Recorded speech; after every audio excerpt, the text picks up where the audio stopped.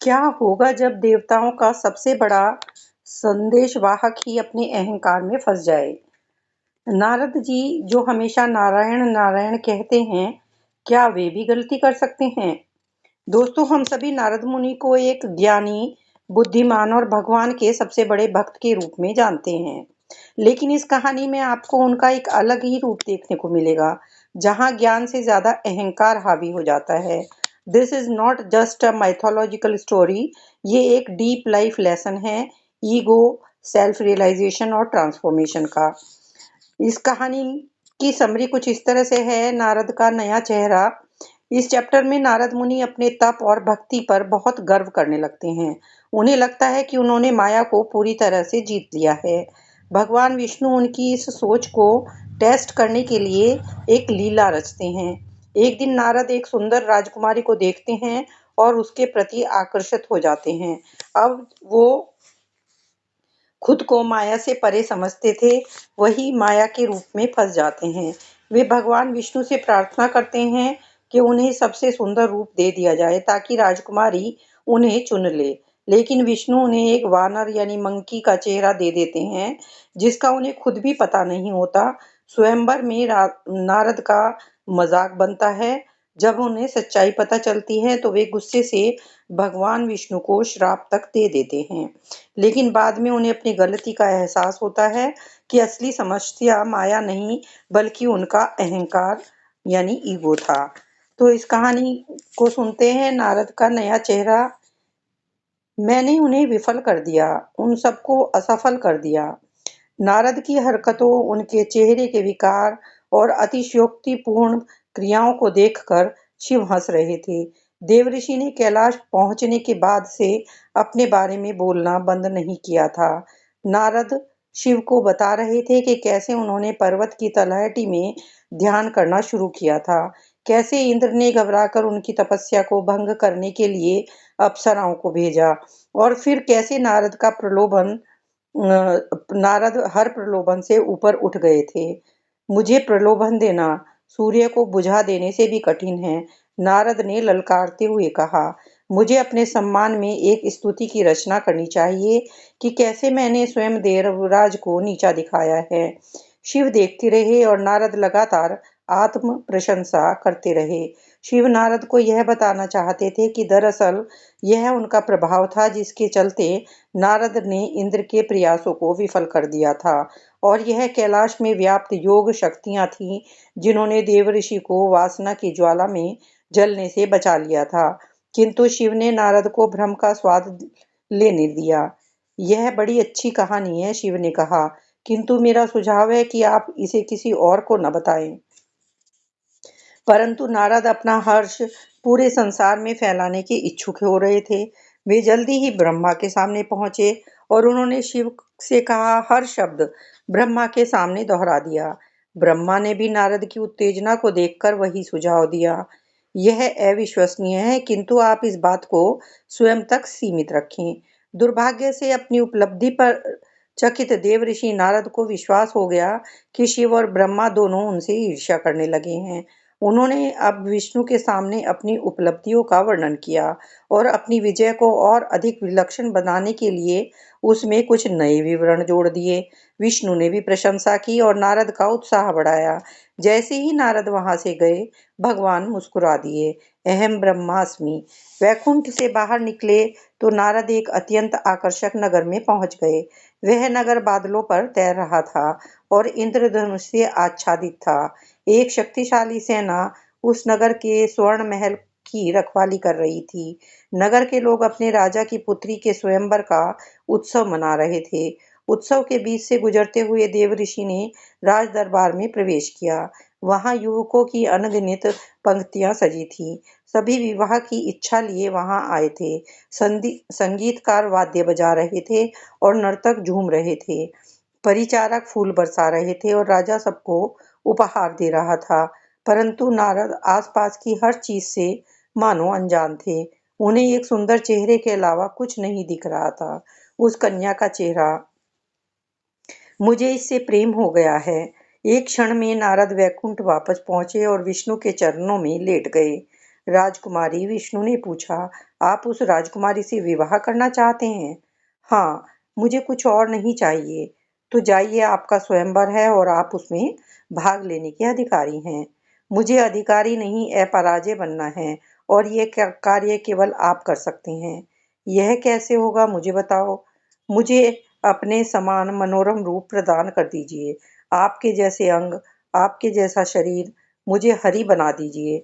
विष्णु ने अपनी नीली उंगली उठाई और देव ऋषि को स्पर्श कर दिया। तथास्तु। नारद पुनः महल में पहुंचे और स्वयंवर में भाग लेने आए लोगों के बीच बैठ गए। राजकुमारी वरमाला हाथ में लिए नारद वाली पंक्ति के पास ही चल रही थी। वह ऊपर देखती, फिर नीचे दृष्टि कर लेती। वह एक एक करके सबको देखती हुई आगे बढ़ती गई। उसकी धीमी चाल हृदय में उठ रहे तूफान की गति से को झुठला रही थी। नारद सीधे होकर बैठ गए। उनकी पायल बज रही थी। कन्या निकट आ रही थी, निकट और निकट और निकट।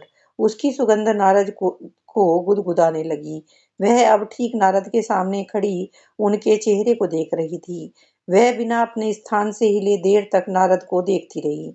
वह देव ऋषि को ऐसे देख रही थी जैसे उसने वैसा रूप पहले कभी नहीं देखा था। देवऋषि ठीक से श्वास नहीं ले पा रहे थे। समय मानो रुक गया था। राजकुमारी की उंगलियां कस गई, छाती फूल गई, होंठ तिरछे हो गए। वह मुस्कुरा रही थी। वह नारद को देखकर जिस तरह मुस्कुराई, उसने वैसी मुस्कान वहां और किसी को देखकर नहीं बिखेरी थी। नारद उछल पड़े। उसे जो देख रही है वह उसे अवश्य पसंद आया है।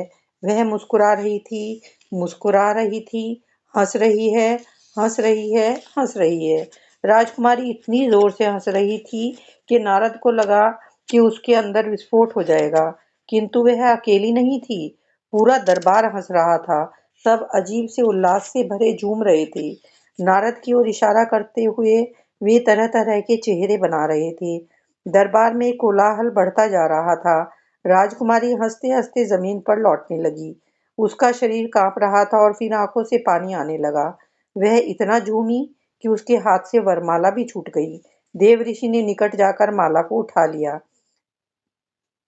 राजकुमारी कुछ बुदबुदा रही थी। उसकी हंसी के बीच से दो शब्द बाहर निकलने के लिए संघर्ष कर रहे थे। आपका चेहरा, मेरा चेहरा।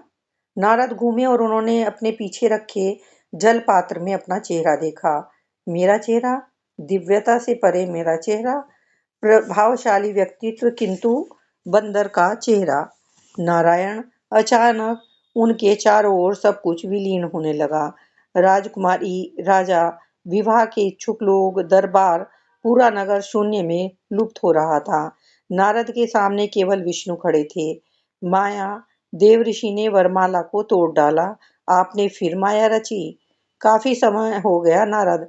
ब्रह्मदेव ने जब से आपका अपना पांचवा सिर गंवाया, तब से माया से आपका सामना नहीं हुआ था। संभवतः इसलिए आप उसके बारे में भूल ही गए हैं। किंतु मुझे सचमुच उससे प्रेम हो गया था। क्या प्रेम का कोई अर्थ नहीं है? प्रेम का महत्व है, किंतु आसक्ति बुरी है। प्रेम निस्वार्थ है, लेकिन आसक्ति स्वार्थपरक है। प्रेम मुक्त करता है, परंतु आसक्ति बांधती है। क्यों नारायण, आपने मुझे इतना अपमानित क्यों किया? क्योंकि आपको अहंकार हो गया था कि आप माया से परे हैं। वे महादेव थे जिन्होंने इंद्र की चाल को निष्फल किया था, किंतु आप इसे समझ नहीं पाए। आपने मान लिया कि आप इच्छाओं से परे हैं। इसलिए मुझे आपको याद दिलाना पड़ा कि आप भी मार्ग से भटक सकते हैं, भ्रम के व्यूह के वशीभूत हो सकते हैं और माया के शिकार हो सकते हैं, जिसे जीतने का आपको भ्रम हो गया था। किंतु बंदर, निसंदेह आप हरि की तरह दिखना चाहते थे, और इस शब्द का एक अर्थ बंदर भी होता है। बंदर भी नकल करता है, उसका अपना कुछ नहीं होता। वह केवल दूसरों की नकल करता है। इसी तरह इस संसार के लोग स्वयं कुछ नहीं करते। आप कांच के टुकड़ों की तरह केवल हमें प्रतिबिंबित करते हैं। हमारे विचारों, हमारे कार्यों, हमारी इच्छाओं को व्यक्त करते हैं। आप कठपुतली की भांति ब्रह्मांड के इस रंगमंच से उसी तरह बंधे हैं जिस तरह ब्रह्मदेव, महादेव और मैं पर ब्रह्म से बंधे हैं। नारद हाथ जोड़कर खड़े हो गए। मैंने भूल की है, मैं स्वीकार करता हूँ कि हमारी वास्तविकता को आप नियंत्रित करते हैं, किंतु आपकी माया का रूप थोड़ा कम क्रूर हो सकता था। आपने मेरी भावनाओं का अपमान किया है, इसलिए मैं आपको शाप दूंगा। भृगु ने आपको शाप दिया कि आप मनुष्य के रूप में जन्म लेंगे। वृंदा ने आपको शाप दिया कि भगवान राम के अवतार में आपको अपनी पत्नी से अलग होना पड़ेगा। आपने मुझे बंदर का चेहरा दिया, इसलिए अब मैं आपको शाप देता हूँ कि अपनी पत्नी से अलग होने के बाद आप उनसे तब तक नहीं मिल पाएंगे जब तक कोई बंदर आपकी सहायता नहीं करेगा। विष्णु हंस पड़े। नारद, अब आप अब भी नहीं समझे। मुझे यह शाप आपने नहीं दिया और ना भृगु या वृंदा ने मुझे कोई शाप दिया है। आप तो कहीं हैं ही नहीं, न कोई अन्य स्त्री या पुरुष है। यहाँ केवल मैं हूँ। यह सब मैंने किया है। विष्णु गायब हो गए और देवऋषि ने उनकी आवाज सुनी। मैं ही स्वयं को शाप देता हूँ। कहानी यहाँ पर खत्म होती है। इस कहानी का अंत हमें यह दिखाता है कि ज्ञान और भक्ति के बावजूद भी अगर अहंकार आ जाए तो इंसान गिर सकता है। Narad realises that true wisdom comes with humility, not pride. इस कहानी से हमें सीख मिलती है कि भगवान हमें सिखाने के लिए कभी कभी कठिन परिस्थितियां देते हैं। True devotion is equal to humility और प्लस सरेंडर। कभी भी अपने आप को इतना बड़ा मत समझो कि सीखना ही बंद कर दो। Stay humble because life has its own way of teaching lessons. Narad के अहंकार और उनके ट्रांसफॉर्मेशन की कहानी ये हमें सिखाती है कि अहंकार कितना खराब होता है। Ego can destroy even the wisest person. Self awareness is more important than knowledge.